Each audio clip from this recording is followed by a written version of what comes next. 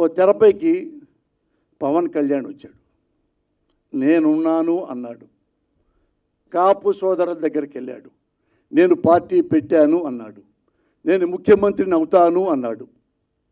మీ అందరూ నాకు అండగా ఉంటే అన్నాడు అని చంద్రబాబు నాయుడిని, బాలకృష్ణని, నారా లోకేష్ బాబుని, పవన్ కళ్యాణ్ తిట్టని తిట్టిల్లేవు, పచ్చి బూతులు తిట్టాడు చంద్రబాబుని.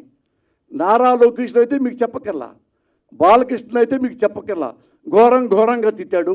కాపు సోదరులు నమ్మారు, క్లాప్స్ కొట్టారు. మీరంతా యూనిట్గా ఉండండి, నేను ముఖ్యమంత్రిని అవుతాను ఈలలు వేశారు. చాలా సంతోషపడ్డాడు. పోనీలే రంగా గారు పోయారు, రంగా అంత కాకపోయినా ఈయన కూడా మనకు అండగా ఉంటాడు అని ఆశపడి వాళ్ళందరూ యూనిట్గా ఉంటే ఈయన వారాహి కూడా కొనుక్కొచ్చాడు. వారాహి మీద దిగాడు, అందరితో ఉన్నారు, విధులు చేస్తున్నారు. మళ్ళీ మీరందరూ యూనిటీగా ఉండండి, మన కాపులందరూ ఉంటాం సార్ మీకోసమే, నా కోసం కాదు, చంద్రబాబు కోసం. నాకు ముఖ్యమంత్రి అయ్యేంత సీను లేదు. కమ్మ నాయకుడు చంద్రబాబునే మన ముఖ్యమంత్రిని చేయాలి. కాపుల మనోభావాలు ఎలా ఉంటాయో మీరు ఒకసారి క్వశ్చన్ చేయండి సార్. నేను ఎందుకు ఈ మాట్లాడుతున్నానంటే, నేను ఏదో జగన్ గారికి సపోర్ట్ చేస్తానని, ఇంకోళ్ళు సపోర్ట్ చేయరని కాదు. నేను ఓటర్ని, నేను సామాజికంలో ఒకరిని, ఒక పౌరుని, భారతదేశంలో ఒక రాజకీయ నాయకుడు ఒక పార్టీ పెట్టి నేను చేస్తానంటే ఆలకిస్తా. ఇప్పుడు మోడీని నేను బీజేపీ వాడిని కాదు. మోడీని ఎందుకు ఇష్టపడతాను? ఆనెస్ట్ ఫెలో కాబట్టి, టాలెస్ట్ ఫెలో కాబట్టి. కేసీఆర్ ఎందుకు పడ్డాను? అతను తెలంగాణ తెచ్చాడు కాబట్టి, తెలంగాణ తేటంలో ముఖ్యుడు కాబట్టి. నాకు పర్సనల్గా నాకేం ఉండవు. ఎందుకు జగన్ గారిని సపోర్ట్ చేస్తానంటే ఒక ఓటర్గా నేను ఎప్పుడు ఏ పార్టీలో సభ్యుడిని కాదు ఈ రోజు వరకు. For your kind information. ఎందుకు ఉన్నాళ్ళలో ఈయన బెస్ట్. 13 ఏళ్ళు చూస్తున్నా, 14 ఏళ్ళు నుంచి జగన్ గారిని. ఉన్నాళ్ళలో బెస్ట్, అందుకే ఆయనకి నేను సపోర్ట్ చేస్తున్నాం. అలాగే ఈ పవన్ కళ్యాణ్ కూడా అలాగే ప్రజల కోసం, ముఖ్యంగా కాపుల కోసం అండగా ఉంటాడు అనుకున్నా.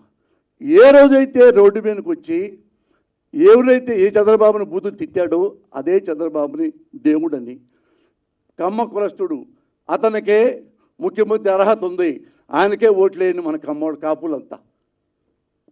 ఎందుకు వేయాలి మొత్తం కాపులంతా? రంగా గారిని చంపించినందుక? అవినీతిపరుడైనందుక? దేనికో చెప్పండి అంటే అడగొద్దు, సలహాలు అడగొద్దు అన్నాను. సలహాలు అడిగారంటే, నాతో ఇట్లా ప్రశ్నించారంటే మీరు వైసీపీ గూఢాచారం అని అనుకోవాల్సి వస్తుంది అని ఒక మాట మాట్లాడతాడు. వాళ్ళు అన్నారు, ఏమండి అతను పబ్లిక్గా మన రంగాన్ని ముక్కలుగా చెప్పేస్తే అతనికి ఎలా మేము ఓటేస్తాం? ఆయనకే ఓటేయాలి. రంగాన్ని చంపినేస్తారే, ఆయనకే ఓటేయాలి, కమ్మోడికే ఓటేయాలి, కమ్మోడే ముఖ్యమంత్రి కావాలి. మరి మా కాపుల్లో లేరా ముఖ్యమంత్రి అయ్యేవాళ్ళు? కాపులు ఎంతమంది చదువుకున్నారు, ఎంత లెజెండ్స్ ఉన్నారు, ఎంత లెక్చరర్స్, ప్రొఫెసర్స్, ఇండస్ట్రియలిస్టులు, ఐఏఎస్లు, ఐపీఎస్లు, హానెస్ట్ ఫెలోస్, కాపుల కోసం ప్రాణం ఇచ్చే నాయకులు ఎంతమంది లేరు? నీ చేత కాదు, నువ్వు చేయనన్నావు, ఇంకో కాపు కులాన్ని పెట్టావు, ఇంకో కాపు సోదరుని పెట్టావు ముఖ్యమంత్రి క్యాండిడేట్గా. నువ్వు చంద్రబాబుకు తిట్టి అప్పుడు క్లాప్స్ కొట్టించి నువ్వే మళ్ళీ చంద్రబాబు క్లాప్స్ కొట్టమంటావు? ఏమండి రంగా మీకు కాపులంటే ఫీలింగ్ లేదా? ఉందని చెప్పారు, మేము అనుకున్నాం. మరి రంగా గారు చెప్పినప్పుడు మీరే చూడటానికి వచ్చారా? కానీ మీ ఇంట్లో ఉండేనా ఖండించారా? ఖండించరా? రంగా గురించి చెప్పలా. మరి మరి ఈయన ఉన్నాడు ముద్దగ పద్మనాభం గారు, ఆయన మెడబెట్టి నెట్టారు, అరెస్ట్ చేశారు చంద్రబాబు నాయుడు గారు ప్రభుత్వంలో. ఆడపిల్లల్ని, ఆడపడుతుల్ని ఏడ్చేలా చేసి జీబీకి ఇచ్చారు, అరెస్ట్ చేశారు, అంత అవమానించారు మన కాపు కులస్తుల్ని. అప్పుడు ఆయన ఇంటికి వెళ్ళలేదే, ఈ ఖండించలేదే, కబడ్దారు అనలేదే. కానీ నువ్వేం చేశావు?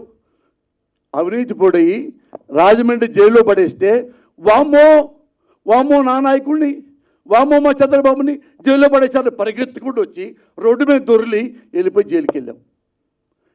కుడి చేతుల్లోనేమన్నా లోకేష్ని పెట్టుకున్నావు, ఈ ఎడం చేతుల్లోనేమన్నా బాలకృష్ణని పెట్టుకున్నావు, వెనక నీ మనసులోనేమన్నా మనోహర్ని పెట్టుకున్నావు, నీ గుండెలు ఏమన్నా చంద్రబాబును పెట్టుకున్నావు. అక్కడ జైల్లోకి వచ్చి అంత బిల్డప్గా మాట్లాడి ఆయన లేకపోతే నేను బతకలేను చంద్రబాబు లేకపోతే అన్నవాడివి కాపులు ఎందుకు రెచ్చగొట్టావు?